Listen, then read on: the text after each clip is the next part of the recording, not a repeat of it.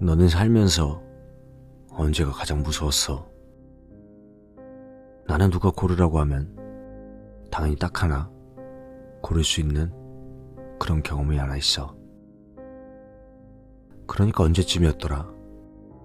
갑자기 이야기 꺼내려니까 정확히는 생각이 안 나는데 대충 시기는 군대 갔다가 막 대학에 복학한 시점이었어.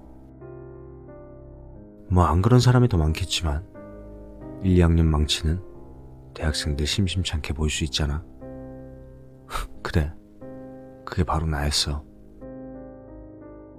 자랑은 아니지만 당시에 노는 게 바빠서 생각 없이 살다가 이대로면 졸업 못하겠다 싶어 뒤늦게 정신 차린 케이스였어. 학점이 아슬아슬하던 차여서 나름대로 열심히 공부했어. 언제는 과제 때문에 학교 도서관에 갈 일이 생겼는데 아직 이른 오전인데도 사람들이 꽤 있더라고. 나는 공강이라서 그날은 꽤 여유롭게 다녔어. 집에서 천천히 나와 지하철을 타러 갔어. 카드에 돈이 다 떨어져서 충전하고 계단을 내려가며 스마트폰으로 노래를 트는데 그게 화근이 될 줄은 몰랐어. 너희도 꼭 계단에서 내려갈 땐 딴짓하지 말고 계단에서 다 내려가고 나서 해. 이건 정말 진심으로 하는 충고야. 노래 목록 뒤져보면 뭐 들을 만한 거 없나? 대부분 계속해서 들었던 거라 질리는데 하면서 목록을 내려보고 있는데 갑자기 누가 옆을 획 하고 지나가는 거야. 깜짝 놀랐어. 하마터면 넘어질 뻔했거든. 아이씨 뭐야 하면서 봤는데 아저씨 한 명이 지하철이 온다며 허겁지겁 계단을 내려가는 거야. 근데 사실 뭐 그런 사람이 한둘 아니니까 그냥 신경 끄고 내려가려던 그 순간 사고가 났어. 지하철이 막 들어오던 시점이었는데 스크린 도어 있잖아. 그게 우리 역에는 없었어. 이 역이 특정 시간대에만 사람이 좀 타고 하루의 대부분은 거의 사람들이 타고 내린 일이 적어서 스크린 도어가 없었거든. 그게 문제였던 거야. 요새 사람들의 문제인 게 손에서 곧바로 스마트폰을 떼어놓지 못하잖아. 지하철에 오기 직전까지 눈을 떼지 못하고 난간에 기대서 웹서핑을 하던 그 여자 한 명이 그만 아저씨랑 부딪힌 거야. 그리고 순간적으로 몸이 앞으로 기울었어. 옆에서 보기에는 정말로 순식간이었어. 나랑 비슷한 또래 대학생으로 그렇게 보이는 여자였는데 하는 순간에 앞으로 꾸꾸라지더니 그대로 들어오던 전철에 머리를 부딪히고 만 거야. 공포영화에서처럼 목이 날아간다던가 하는 끔찍한 상황까지는 아니었지만 겉보기에도 그 충격이 어마어마해 보였어. 순식간에 사람들이 몰려와서 웅성대고 어떻게 해야 하나 하다가 한참 뒤에야 구급차가 왔고 여자를 데려갔어. 나도 워낙에 놀라서 벌벌 떨다가 학교에 가서야 진정을 했는데 간간히 그 장면이 떠올라 집중을 할 수가 없었던 거야. 그래서 하던 과제를 거의 끝내놓고 집에 가서 마무리 짓기 위해 자리에서 일어났는데 갑자기 연락이 끊겼던 친구에게 연락이 와서 자기 제대했다고 만나자고 하더라고. 어차피 과제도 거의 다 끝내놨으니 나도 반가워서 만나자고 약속한 뒤 그곳으로 갔어. 가서 이런저런 이야기들을 주고받으며 네 부대가 어떻니? 내 부대가 어떻니? 하며 진부한 이야기들을 나누다가 자정이 다 되어갈 때 서로 일어나게 됐어. 집에 돌아가기 전에 화장실을 갔는데 아까 낮에 있었던 사건으로 간주되는 이야기가 들렸어.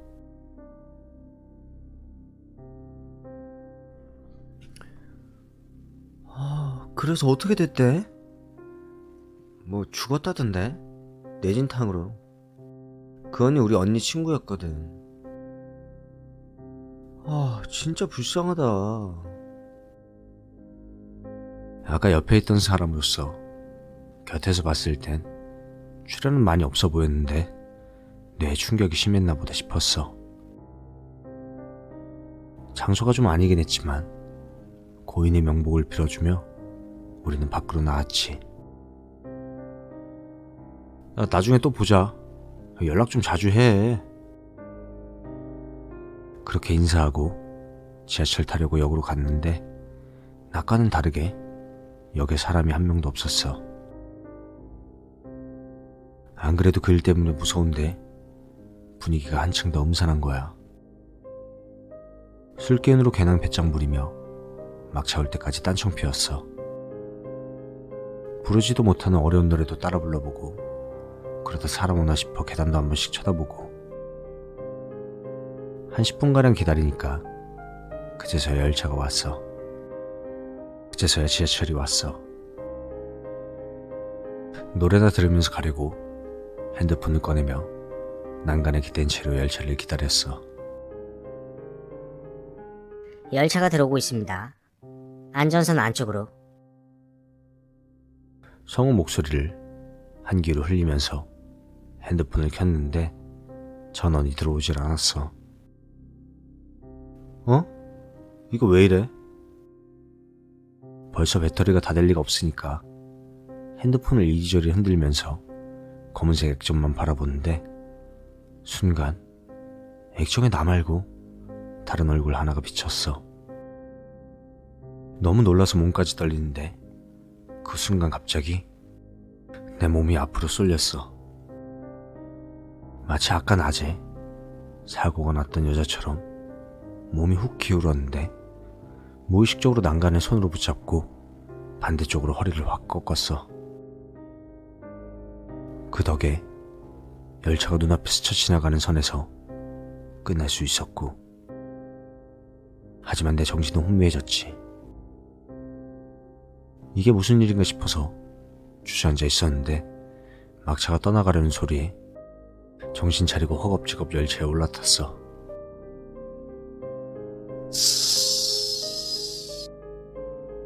치익 소리를 내며 문이 닫히고 의자에 앉아 핸드폰을 켰더니 그제서야 전원이 들어오더라고. 어찌된 일인지 영문도 모르고 식은땀 맺힌 손으로 핸드폰만 쥐고 있다 열차가 떠나갈 때 창문을 봤어. 술을 마셔놓고도 기절할 뻔했지. 도저히 술기운으로 버티기엔 어려운 광경이 내 눈앞에 보였거든. 여자 하나가 처박았다는 표현에 가깝게 얼굴을 창문에 붙인 채로 눈을 휘릭 굴리면서 열차 안을 이리저리 살펴보더라고. 근데 지하철 안엔 나와 저 멀리 앉아서 졸고 있는 아저씨 한 명밖에 없었는데 눈이 왼쪽으로 한 번, 다시 오른쪽으로 한 번, 그렇게 오는 도중에 나랑 눈이 딱 마주쳤어. 씩 웃더라고. 나를 보고 웃는 게 분명했어. 이게 무슨 영문인지도 모르고 원인 파악도 못하고 역에 도착하자마자 미친 듯이 뛰었어. 식은땀이 손을 넘어서 등마저 흠뻑 젖었어.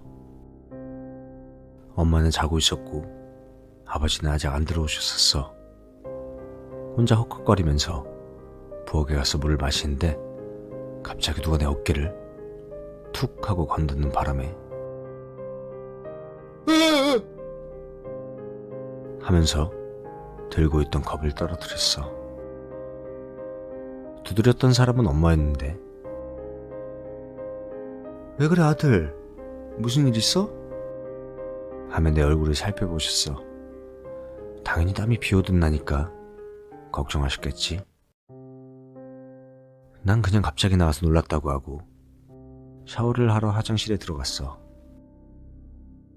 불 켜고 땀에 젖은 옷들을 한쪽으로 치워두고 안에 들어가서 샤워를 하는데 뜨거운 물에 닿으니까 조금은 낫더라고. 마음이 조금 진정됐어. 눈 감고서 오늘 있던 일 천천히 정리를 해봤는데 아까부터 계속 여기서 있던 일이 떠올라 진정될 만하면 가슴이 쿵쾅거렸어. 그 여자는 대체 누구였을까? 그 역에 귀신이 나타난다는 소문은 들어본 적 없는데 대체 뭘까? 그냥 요새 공부하는데 피곤한 데다가 술까지 마셔서 환각을 보는 건가?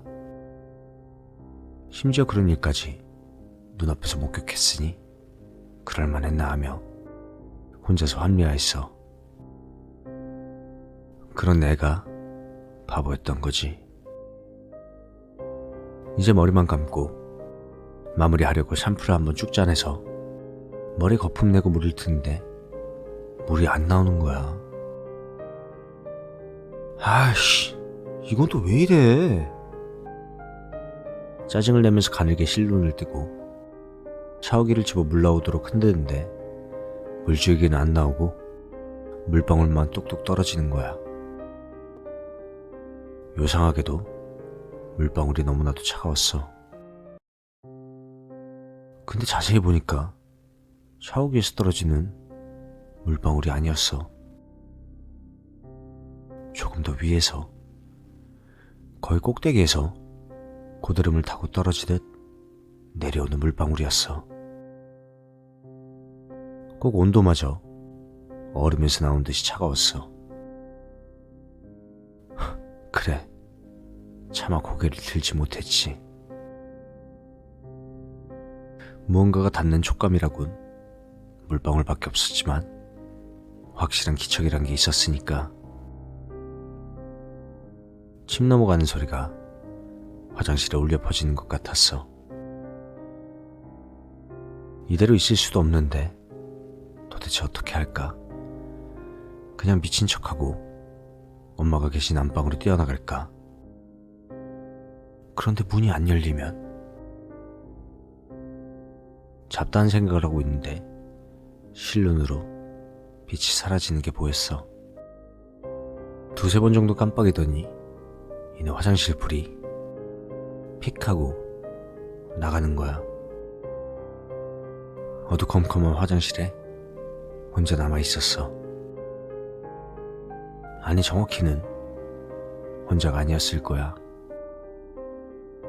얼어붙은 듯이 욕조 안에 쭈그려 앉아서 시간이 얼마나 흐르는지도 모른 채 그렇게 있다가 머리에 칠한 샴푸 탓인지 눈이 따가워지기 시작했어. 그제서야 갑자기 불이 켜지고 물이 뿜어져 나왔어. 헹구는 듯 마는 듯 마무리를 빨리 짓고 밖으로 나오면서 느꼈어.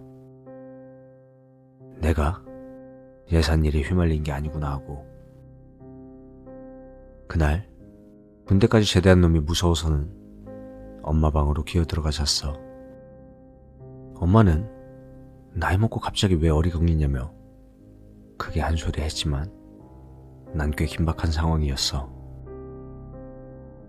아침이 되고 핸드폰 알람이 울리는데 그 알람 소리가 어찌나 원망스러운지 말로 표현을 못하겠더라고. 울며 겨자 먹기로 화장실에 씻으러 갔는데 세수도 제대로 하지 못했어. 물티슈로 대충 닦고 못 감은 머리는 모자로 감췄어. 역 입구에 가서는 공황장애 걸린 사람 마냥 계단 한 칸 한 칸 올라갈 때마다 주위를 두리번거리기 시작했어. 겨우 안에 들어가서 열차를 기다릴 땐 다행히 주위에 사람이 있어서 그나마 조금은 낫긴 했지. 그저 말뿐이지만 두려움은 여전했어. 열차가 도착하고 안으로 들어갈 때까지 긴장은 풀리지 않았지. 다행히 아무 일도 일어나지 않아서 마음 놓고 열차에 탔어. 그렇게 긴장이 풀렸을 때 고개 숙이고 순서 맞춰서 차 안으로 들어가는 내 시야에 검은 머리카락이 스쳐가는 게 눈에 보였어. 피가 찐득하게 묻어있던 머리카락. 난 생각 없이 들어가서 앉으려다 의자 앞에서 멈춰섰어. 내 마음을 모르는 열차는 곧바로 문을 닫고 출발했어. 이상한 자세로 자신 앞에 서 있으니 불쾌했던 건지 앉아있던 여자는 다른 좌석으로 자리를 옮기더라고. 나는 천천히 고개를 돌렸어. 어제랑은 좀 다르게 닫히는 문 건너편에 서서 이쪽을 보고 정말 거짓말 안 보태고 입이 귀까지 찢어져선 웃고 있더라고. 예전에 도시괴담에서 자주 등장했던 빨간 마스크를 보는 느낌이었어. 난 자리에 앉았는데 그 모습이 주변에서 보면 덜썩 주저앉는 듯이 앉았어. 그날 학교 수업은 말 그대로 공쳤지. 귀에 들어올 리가 없었잖아. 학점이 중요하다는 걸 알면서 교수가 뭘 하는지 귀에 하나도 들어오질 않았어. 결국 마무리 짓지 못한 어중간한 과제를 보고 나서야 오늘 하루를 얼마나 무기력하게 보냈는지 그제서야 깨달았어. 이게 만약 계속된다면 언제까지 계속될까? 아니 그 전에 내 정신은 멀쩡할 수 있을까? 걱정이 찾아오는 밤처럼 나를 엄습했어. 그러다 근본적인 생각에 닿게 된 거야. 그 여자는 대체 누굴까? 돌이켜보면 처음 그 여자가 나타났던 역과 오늘 내가 학교에 오기 위해 열차를 탔던 역은 다른 역이었어. 그런데도 나타났다면 단순히 그곳에 머무는 귀신은 아닐 거라는 거지. 그런데 왜 나를 따라다니는 걸까? 차분히 생각하다 보니까 마치 퍼즐이 완성되듯이 서서히 앞뒤가 보이기 시작했어. 내가 뭔가를 잊고 있었던 거야. 처음 그 귀신이 나타난 날, 그날 있었던 일들, 내 앞에서 머리를 박고 죽은 여자, 그 여자가 죽기 직전 마지막으로 봤던 사람이 누구였을까? 아마 타이밍으로 볼 때 자신이 스쳐 지나간 아저씨보다는 계단에서 막 내려오던 내가 보였던 걸까? 그렇다면 죽어가던 그 여자가 마지막 순간에 가장 원망하던 사람은 누구였을까? 그제서야 이런 지랄 같은 상황이 왜 벌어진지 파악이 된 거야. 이 상황을 어떻게 해야 할지 머리를 쥐어뜯듯 감싸쥐고 고민을 하는데 갑자기 전화가 왔어. 얼굴 본 지 얼마나 됐다고 친구에게 전화를 하게 된 거야. 야, 혹시 바쁘냐? 아이씨, 미칠 것 같아.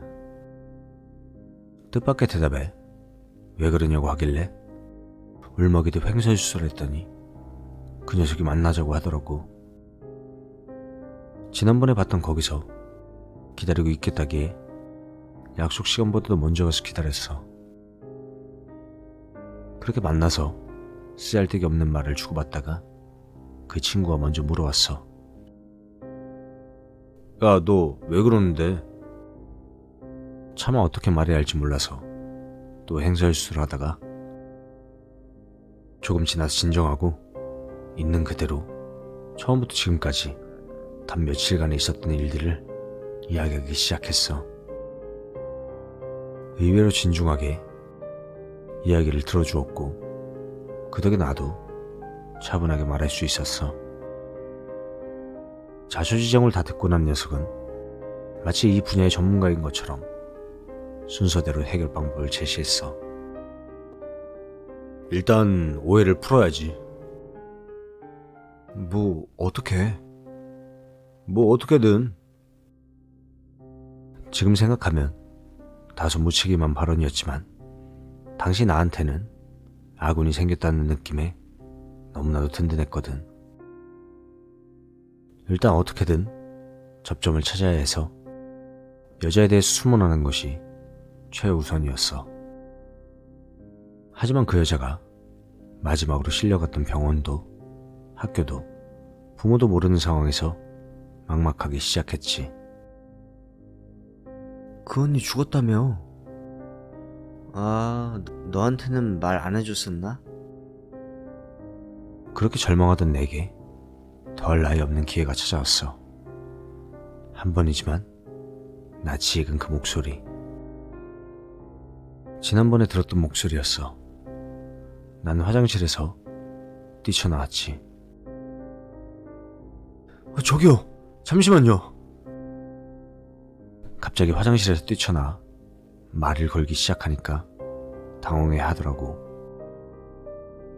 저 얼마 전에 열차에 머리 부딪혀서 돌아가신 분 아시죠?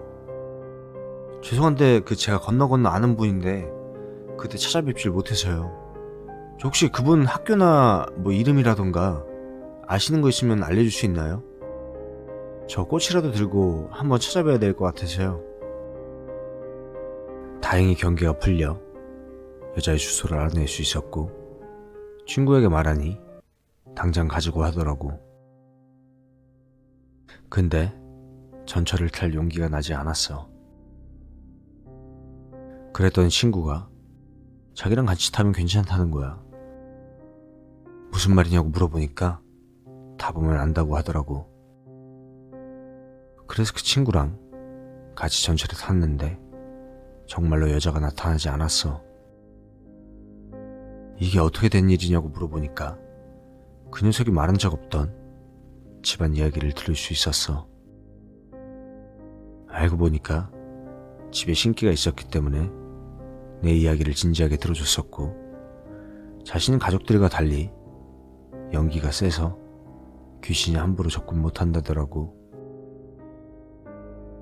녀석 덕분에 일이 예상 밖에 수월하게 진행되었어. 아파트에 도착해서 초인종을 누르기까지 나는 이게 올바른 행동인가에 대해 고민에 빠졌지.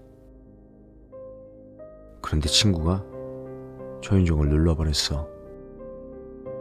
그렇게 준비도 안 된 상태로 문이 열리는데 초췌한 아주머니 한 분이 문을 열고 나오셨지.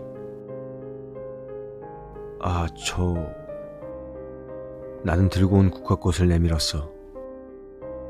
그러자 아주머니가 날 물끄러미 보다가 안으로 들어오면서 문을 열어주셨고 안으로 들어가서 무슨 말을 해야 할까 생각했는데 갑자기 친구가 먼저 입을 열었어. 죄송한데 그 따님에 대해서 말씀드릴 게 있었어요. 우리 딸이요? 무슨... 그러고는 나를 쳐다봤어. 난 녀석의 눈을 쳐다보다가 무슨 의도인지 알고 그날 있었던 일에 대해 숨김없이 사실대로 말했어. 저 그때 무서워서 외면하고 도망친 점은 정말 죄송합니다. 그리고 말인데요. 이걸 믿으실지는 모르겠는데 난 아주머니에게 요 며칠간 따님이 나를 찾아오는 것 같고 정황상 그녀의 마지막 눈에는 내가 비친 그 원한 탓에 그러는 것 같다고 얘기했지. 지금 난 너무나도 힘들고 괴롭다고 솔직하게 말씀드렸어. 이 이야기를 듣는 아주머니는 아무 말씀도 없었지만 그 눈에는 살기마저 느껴졌지. 그럴 수밖에. 자신의 딸이 무고하게 죽었는데 그 눈빛이 열차에서 날 찾던 여자의 그 눈빛보다도 무섭게 비춰졌어. 혹시 따님이 꿈에 나오거나 뭐 그런 일 없었나요? 옆에서 내가 말하는 걸 보고 있던 내 친구가 아주머니에게 물었어. 그러자 아주머니는 고개를 저었지. 요새 오히려 딸 생각 때문에 잠을 못 자셨다고 했어. 그러면서 눈을 감고 잠시 무슨 생각을 하더니 뭔가가 떠올랐나 봐. 아, 하고 소리치시며 눈을 번쩍 뜨셨어. 짚히는 게 있나요? 제가 아이가 하나 더 있거든요. 늦둥이 남자애가 하나 더 있는데 그 애가 최근에 누나 이야기를 했다고 한다. 지금은 학원에 가서 조금 있다가 온다기에 기다릴까 했는데 친구가 괜찮다며 자리에서 일어났다. 여기 가면 CCTV가 있을 거예요. 그 말을 마지막으로 우린 그 집에서 나왔다. 그 후로 나는 집에 돌아가 친구가 말한 대로 방 밖으로 나가지 않고 무언가가 비칠 만한 창문과 거울은 모두 가렸어. 밤 10시가 지났을 때는 잠을 잔다 말하고 방문을 거꾸로 잠궜고, 아직 오해가 풀리지 않은 이상 너는 여자에게 있어서 원한이 타기 질 테니 섣부른 행동을 삼가하라기에 입을 뒤집어 쓰고 그 안에서 웅크리고 있었어. 그리고 숨어 있는데 뜬금없이 휴대폰이 울렸어. 시간은 12시가 다 되어갈 무렵이어서 이 시간에 누가 전화를 안 하고 봤더니 내 친구더라고. 아까 못한 말이 있었나 하고 전화를 받았지. 왜? 지직거리는 음성 때문에 말소리가 잘 안 들렸어. 하지만 내 입에선 저절로 말이 나왔지. 신발. 그만 소름이 끼쳐서 휴대폰을 저 멀리로 집어던졌어. 그래서 스피커폰처럼 전화기 너머의 목소리가 방 안에 울려 퍼지기 시작했어.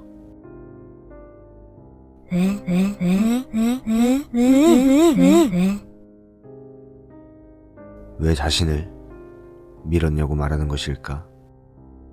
나는 밀지 않았다고 소리치고 싶지만 이불 밖으로 얼굴을 드러낼 수가 없었어.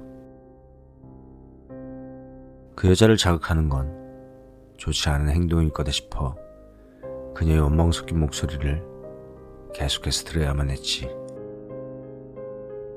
몇 번이나 통화가 지속됐을까? 한순간 주변이 조용해졌어. 이제 끝난 걸까? 난 조심스럽게 이불 밖으로 머리를 내밀었지. 언제나 호기심은 사람을 망쳐놓더라고. 이때도 얘는 없었어.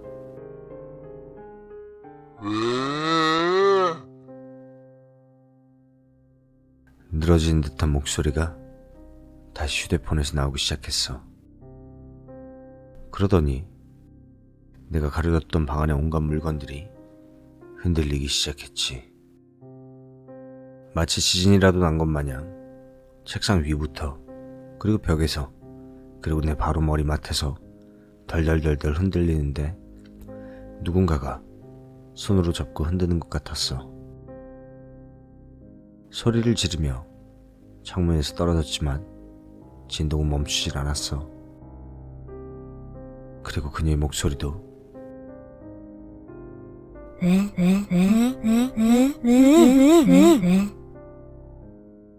테이프를 반복 재생하듯 같은 말이 멈추지 않고 계속해서 울려 퍼졌지. 왜 밀었어? 내가 안 했다고, 이 미친놈아! 나도 모르게 분노에 차서 소리를 질러버렸어. 그러자 방 안을 흔들던 진동도 그녀의 목소리도 전부 사라져버렸지. 잠시 뒤 흐느끼는 듯한 소리가 들리는 것 같았지만 곧바로 사라졌어. 다음날 아침에 아주머니에게서 연락이 왔어. 건네드렸던 연락처를 다행히도 간직하고 계셨는지 이른 아침에 전화해서 미안하다며 지금 CCTV를 확인하고 경찰서에 가고 있다는 말을 하셨어. 어젯밤에 아들이 꿈을 꿨대요. 누나가 미안하다고, 더 챙겨줬어야 하는데 너무 미안하다고 뭐 그랬다나 봐요. 말을 잇는 아주머니는 울음을 참으시는 게 건너편에서도 느껴졌어. 여자는 동생에게 미안하다는 말과 부탁한다는 말을 동시에 남기고 꿈에서 사라졌다고 해. 하지만 아직 모든 게 끝난 것이 아니기에 나는 이번에는 긴장을 풀지 않았지. 다행히 범인은 며칠 지나지 않아 잡혔지만 범인이 잡히기 전까지 며칠 동안 나는 죄 지은 사람 마냥 어딜 가든 친구와 함께 있을 때 빼고는 겁에 질려서 다녀야 했어. 이 일이 있고 난 뒤로는 나는 전철을 탈 땐 항상 다른 짓 하지 않고 주변을 살피게 돼. 혹시라도 누군가의 마지막에 옆에 있다면 그 눈에 들어가지 않기 위해서 말이야.